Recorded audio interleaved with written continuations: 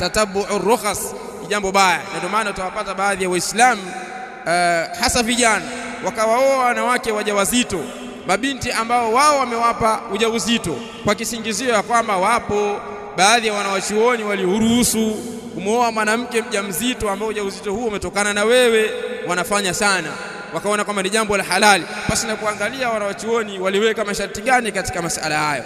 Kadhalika tukawapata baadhi ya Waislamu ambao huoa mabinti pasi na mawali, kwa kuwa amewahi kusikia kwamba kuna baadhi ya wanachuoni katika madhhabu ya Abu Hanifa wameliruhusu jambo hilo, akamuoa binti wa watu pasi na wali, jambo ambalo yeye atakapofikia kumuozesha binti yake akaja ameolewa pasi na ridhaa yake hawezi kukubali, kwa maana moyo wake haukubali hukumu hiyo. Lakini yeye kuna kitu ambacho amekitaka wakati huo, kwa sababu anampenda binti huyo na hakuna namna ya kumuoa isipokuwa kwa wali, na wali amemkataa, atamuoa pasi na wali.